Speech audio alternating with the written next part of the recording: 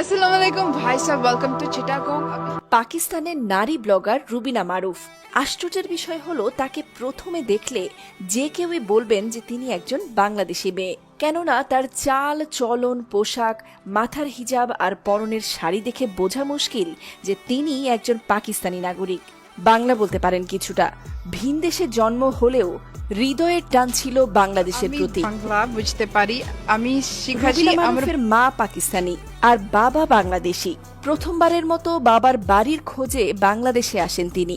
ঘুরে বেড়াচ্ছেন বাংলাদেশের এক প্রান্ত থেকে অন্য প্রান্তে, কখনো সিলেট, কখনো চট্টগ্রাম, কখনো বা কক্সবাজারে ঘুরছেন।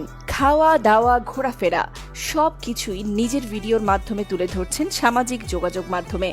6 মাসের ভিসা হাতে নিয়ে পাকিস্তান থেকে এসেছেন বাংলাদেশে।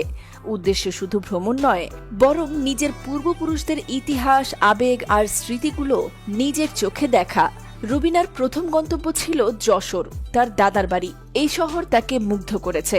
তিনি ঘুরেছেন যশোরের মাছ বাজার, নৌকায় চড়েছেন, গিয়েছেন স্থানীয় বোর্ড ক্লাবে, এমনকি পূর্বপুরুষদের কবরও জিয়ারত করেছেন।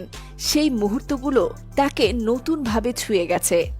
যশোরে এসেই রুবিনা পরেছেন তার দাদির রেখে যাওয়া একটি শাড়ি। যদিও বলেন, আমি শাড়ি ঠিকঠাক মতো সামলাতে পারি না, কিন্তু পরতে ভীষণ ভালো লাগে। পাকিস্তানে শাড়ির দাম অনেক বেশি, কিন্তু এখানে শাড়ির আবেগটাই আলাদা। সেই শাড়ি শুধু এক কাপড় নয়, এক স্মৃতির গন্ধে ভরা উত্তরাধিকার, যা তাকে আবারও শেকড়ের সঙ্গে যুক্ত করে। তবে মজার ব্যাপার হলো, রুবিনার বাবা জানান, যদি বাংলাদেশি কোনো ছেলে পছন্দ হয়, তাকে বাংলাদেশের ছেলের সাথেই বিয়ে দেবেন। রুবিনা মারুফ শুধু একজন ব্লগার নন, তিনি দুই দেশের মাঝে এক মানবিক গল্প। পাকিস্তানি হয়েও তার হৃদয়ের অনেকটা জুড়ে রয়েছে বাংলাদেশের মাটি, ভাষা, মানুষ আর রান্নার গন্ধ। রুবিনার বাবা যশোর ছেড়েছেন 1968 সালে। এরপর চলে যান পাঞ্জাবে, সেখানে তার বিয়ে হয়। রুবিনারা 3 বোন, 1 ভাই, তবে ভাইটি মাত্র 22 বছর বয়সে। সেই শূন্যতা রুবিনাকে আরও সংবেদনশীল করে তুলেছে। তিনি চান ভবিষ্যতে আবার বাংলাদেশে আসবেন, তবে এবার বাবাকে নিয়ে আসবেন।